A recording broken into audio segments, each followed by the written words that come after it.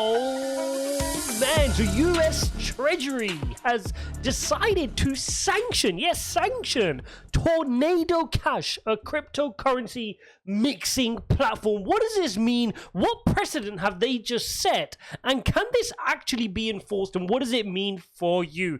Guys, we're gonna have to weigh in on this issue because I was just minding my own business here on a Monday when I see a tweet which says, today, Treasury sanctioned virtual currency mixer Tornado Cash, which has been used to launder more than $7 billion worth of virtual currency since its creation in 2019. Virtual currency mixers that assist criminals are a threat to US national security.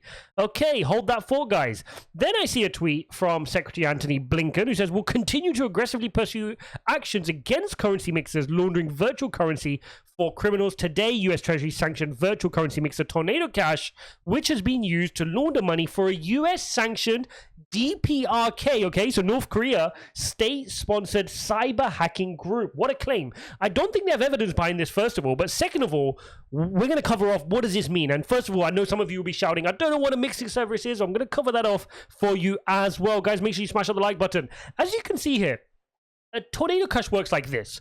It's a way of you to generate privacy because you receive some coins. Let's say you pay for a cup of coffee, right? In normal fiat terms, when you pay for a cup of coffee, nobody can go on the ledger and say, oh, Ijaz went to buy a cup of coffee, then he booked an Emirates flight, then he booked this train here, he did this, he did that. You can't see it on the ledger with fiat currency.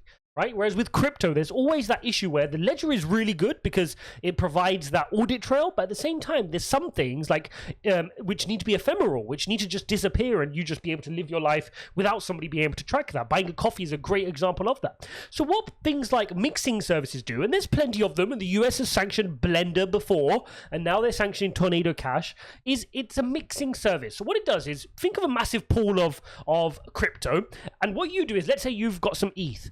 You can drop your ETH in there, it mixes it amongst the other ETH, and then you can collect from a different address into a different wallet. So it just allows you to not be traceable, and it has many legitimate use cases. Like I said, a lot of people want to be able to buy things which are perfectly legal but do not want to be fully tracked on a blockchain, right?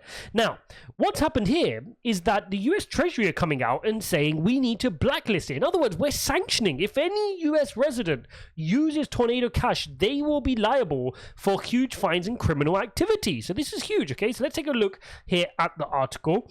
The Office of Foreign Assets Control, a watchdog agency tasked with preventing sanction violation, on Monday added Tornado Cash to its specially designated nationals, a running tally of blacklisted people, entities, and cryptocurrency addresses.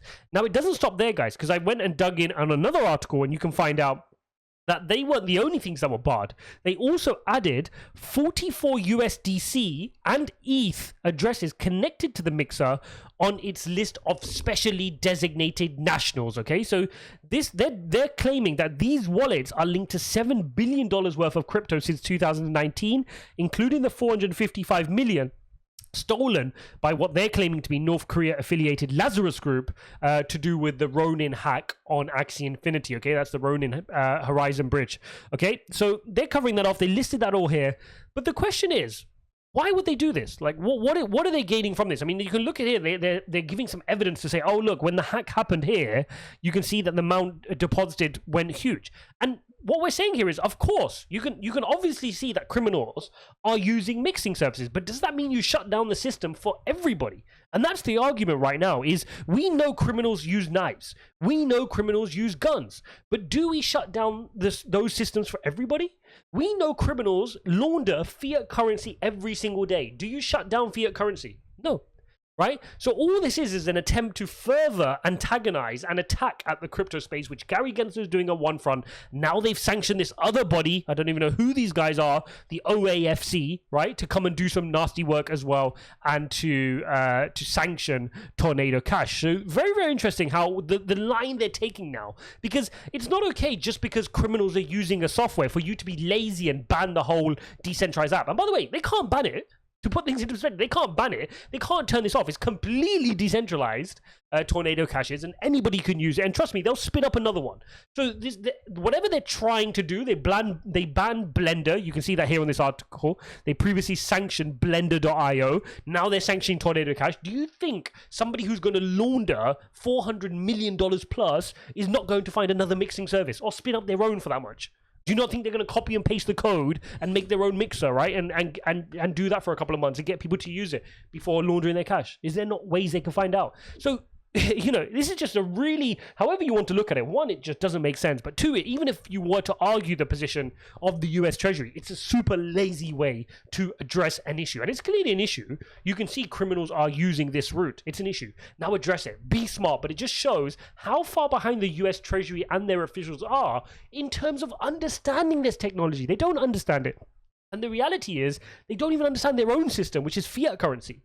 So when the fiat currency is being laundered every single day, you can go buy coffee with your dollars just fine, right? And nobody's going to track it. You've got that privacy. So why is it an issue suddenly if we want to do that in cryptocurrency, right? People are laundering that very same cash using that very same attribute of not being able to trace cash. They use that day in and day out. And yet you don't sanction people who carry US dollars, do you? No. So this just is a further, you know, further kind of evidence behind the stance that the US is taking in terms of being very difficult with cryptocurrency. Like I said, you've seen the efforts Gary Gensler has been making. You've seen the efforts and the stress they've put on companies like Coinbase and many other companies listing things as securities, tackling them, putting stress behind them without any right calls in many instances. And it just goes to show that's the stance US wants to take. But despite that, they're not making progress.